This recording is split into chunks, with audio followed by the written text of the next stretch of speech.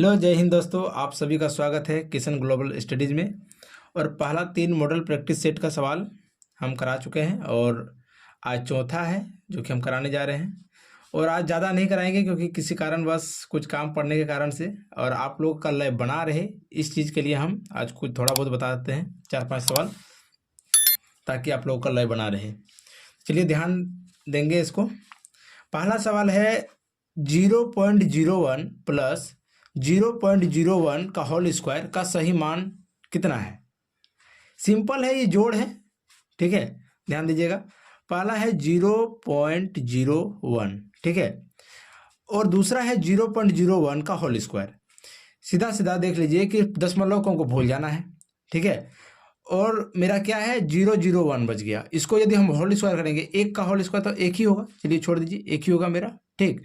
अब 2 जीरो का स्क्वायर है तो 2 का 4 जीरो कर देना है, कोई दिक्कत नहीं है, ठीक है। अब इस चीज को सिंपली बैठा देना है हमको, 0.001 एकदम सीधा सीधा में लिखना है ताकि दिक्कत नहीं हो आप लोगों को जोड़ने में।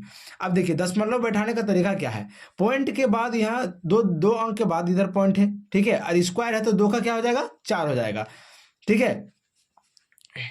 यहाँ एक जीरो और होगा, छूट गया है, ठीक है। 1 2 3 4, 4 अंक के बाद यहाँ हो जाएगा पॉइंट, क्योंकि यहाँ 2 अंक के बाद था तो यहाँ स्क्वायर हो गया तो यहाँ 4 अंक के बाद हो जाएगा, ठीक है। अब इसको प्लस कर देना, 1 का 1 होता जाएगा 0, फिर 1 का 1 होता जाएगा, फिर 0, फिर यहाँ पॉइंट का पॉइंट, फिर यहाँ 0। ये हो जाएगा मेरा सही आंसर, ठीक है। चलिए अगला सवाल देखते हैं। अगला सवाल है 4 अंकों की एक न्यूनतम संख्या, कहता है 4 अंकों की एक न्यूनतम संख्या में 5 की वृद्धि करने पर वह 12, 15, 20 तथा 35 द्वारा पूर्णतः विभाज्य हो जाती है, तदनुसार वह संख्या कितनी है। एकदम सिंपल है, ये भी कोई हार्ड नहीं है, ध्यान दीजिएगा, एकदम आराम से बनेगा।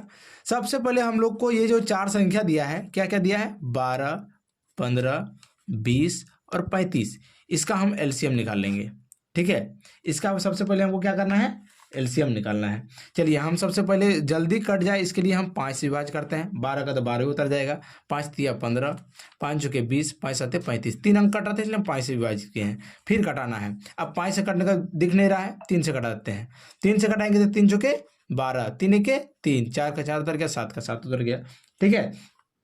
अब फिर एक और संख्या से कट सकता है क्या, 4, क्योंकि 4 दो जगह है, 2 जगह कम से कम कटना चाहिए, 4 से कटाएंगे, 4 से कटाएंगे 4 के 4, फिर 1 का 1 उतर जाएगा, फिर यहाँ एक बार में 4 कट जाएगा, फिर 7 का 7 उतर गया, ठीक है। अब मेरा इसको हमको गुना करना है, क्या करना है, 5 गुना 3 गुना 4 गुना 1 गुना 1 गुना 1 गुना 7, इस सभी को गुना करेंगे तो गुना कीजिएगा तो इसका गुना करने पर आपका आएगा 420, कितना आएगा, हाँ तो कितना आया 420, ठीक है। ये मेरा कितना अंक का हो गया, 3 अंक का हो गया, और हमको क्या बोला है, 4 अंक का होना चाहिए, ठीक है। कहता है मेरा 4 अंकों का होना चाहिए, जो कि पूर्णतः मेरा कट जाए, 4 अंकों का होना चाहिए। 5 की वृद्धि करने पर, कहता है 5 की वृद्धि करने पर 4 अंकों का, तो सबसे छोटा संख्या होना चाहिए 4 अंकों का। तो क्या करेंगे हम, यदि हम इसमें 2 से गुना करते हैं तो कितना हो जाएगा, 4 दूना 800, यदि हम इसको 2 से गुना करते हैं, देखिए यहाँ कि 420 गुना 2 करेंगे तो क्या हो जाएगा, 840 हो जाएगा। ये मेरा 3 अंक का ही हुआ, कितना अंक का हुआ, 3 अंक का, ये तो होगा नहीं। अब यदि हम इसको यही इसी चीज को हम 420 को 3 से गुना करते हैं तो 4 तिया 1200 और 20 तिया 60, 1260 आएगा।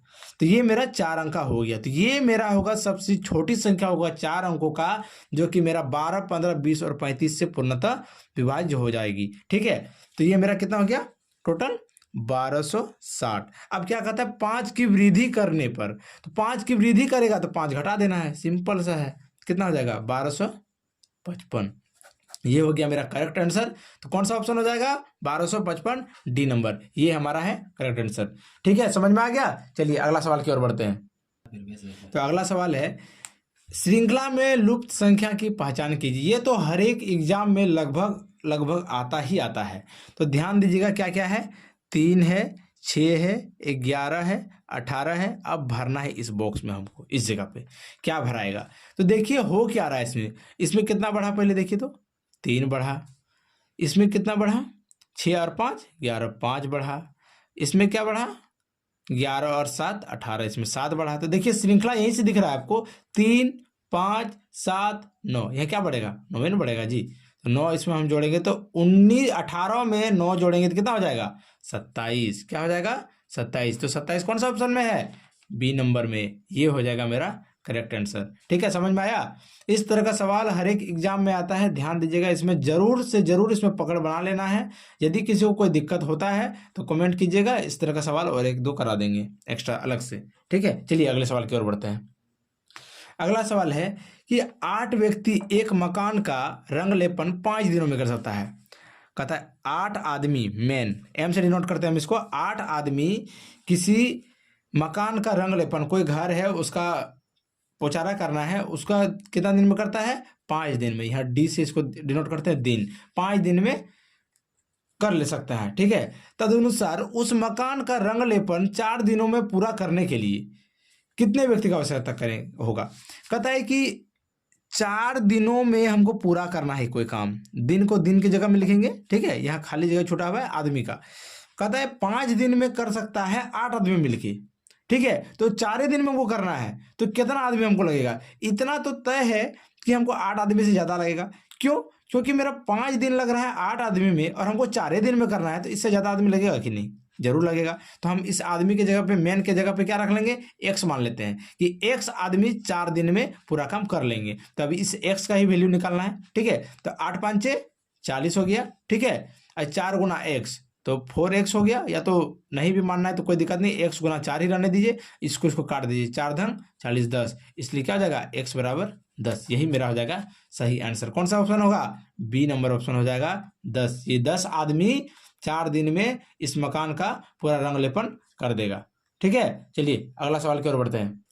अगला सवाल है कि ए तथा बी मिलकर एक कार्य को 15 दिन में कर सकते हैं। सीधा सा सवाल है, सीधा सा फंडा है, जो जो बोलता जाएगा सवाल में उससे लिखते जाना है ताकि कोई दिक्कत आपको ना हो। 50 बार सवाल पढ़ने की कोई जरूरत नहीं है। चलिए लिखते चलते हैं। ए प्लस बी मिलकर, शॉर्ट में लिखते हैं, ए प्लस बी मिलकर किसी कार्य को कितना दिन में कर सकता है, 15 दिनों में कर सकता है। ठीक है, और कहता है कि बी अकेला उस कार्य को 60 दिन में कर सकता है। बी जो है, बी अकेला इसी कार्य को 60 दिन में कर सकता है। ठीक है, तो तदनुसार ए अकेला उसी कार्य को कितने दिनों में कर सकता है, बताओ। ए बी मिल के 15 दिन में कर सकता है, अब बी अकेला करेगा तो 60 दिन लग जाएगा। बताओ ए अकेला कितना दिन में करेगा। सिंपल सा सवाल है, टोटल काम पहले निकालना, टोटल काम है कितना। टोटल काम निकालने के लिए एलसीएम निकालते हैं। चलिए ई दोनों का हम इस तरह डिनोट करके निकालते हैं एलसीएम। 15 और 60 का एलसीएम क्या होगा, एलसीएम 60 होगा। क्यों होगा 60, क्योंकि 60 बड़ा है और एलसीएम में क्या होता है, 15 से भाग लगेगा 60 लगेगा, तो इससे बड़ा तो ये हो ही नहीं सकता है। कुछ हो सकता है 120 भी हो सकता है। 60 को मल्टीप्लाई करते जाइए, जितना होगा वो होते जाएगा, जो कि 60 से भी कटे और 15 से भी कटे, तो इसका एलसीएम क्या हो जाएगा 60 हो जाएगा। अब कार्य क्षमता देखिए हैं, इफिशियंसी जिसको कहते हैं, ये दोनों मिलके जो है करता है 15 दिन में करता है, तो 60 काम है टोटल करने में कितना दिन लगेगा, 15 चौके 60 यानी 4। एक दिन में वो 4 काम करता है, तो 15 दिन में कितना काम करेगा 60 काम। और ये बी अकेले एक दिन में, जो बी जो अकेला है ये पूरा कार्य को करेगा 60 काम को, तो 60 दिन लगे, तो एक दिन में कितना करेगा, एक ही नहीं करेगा जी।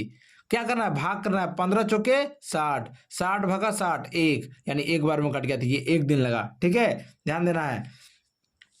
अब कहता है कि ए अकेला कितना करेगा, बी अकेला का क्षमता कितना है 1, और ए बी दोनों का क्षमता कितना है 4, यानी ए बी का क्षमता है 4।